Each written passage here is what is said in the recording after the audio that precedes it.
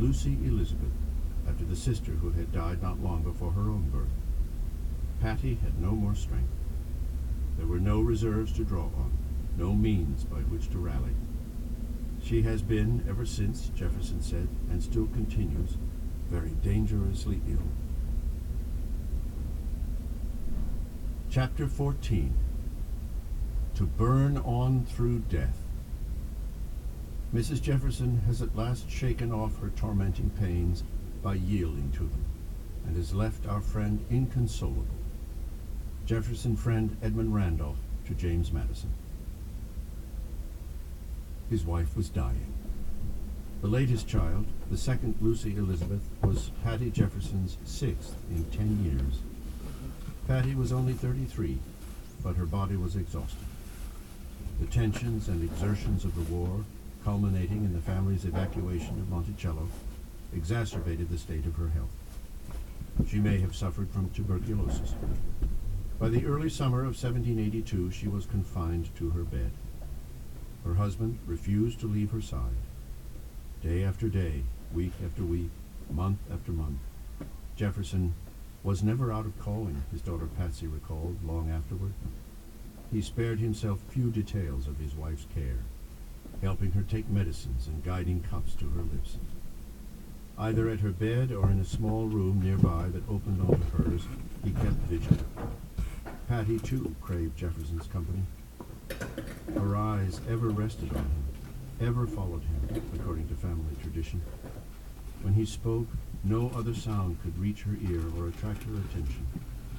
When she waked from slumber, she looked momentarily alarmed and distressed, and even appeared to be frightened if the customary form was not bending over her, the customary look upon her. Monticello and each other became their only reality. She had strength enough to begin writing some lines from Sterne, they were from Tristram Shandy, on a small piece of paper. Time wastes too fast. Every letter I trace tells me with what rapidity life follows my pen. The days and hours of it are flying over our heads like clouds of windy day, never to return. More everything presses on. She faded at this point. Jefferson finished the passage for her. And every time I kiss thy hand to bid adieu, every absence which follows it are preludes to that eternal separation which we are shortly to make.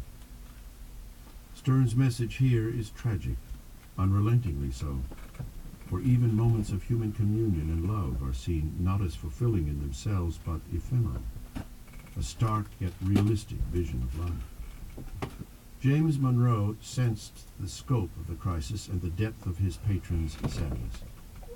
I have been much distressed upon it. The fear that the reported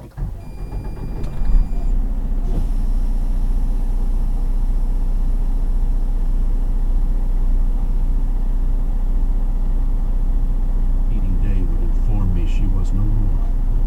Monroe called on God for her recovery. It may please heaven to restore our amiable friend to health, and thereby to you, a friend whose loss you would always lament, and to your children, a parent which no change of circumstances would ever compensate for. The prayer was futile. It was nearly noon on Friday.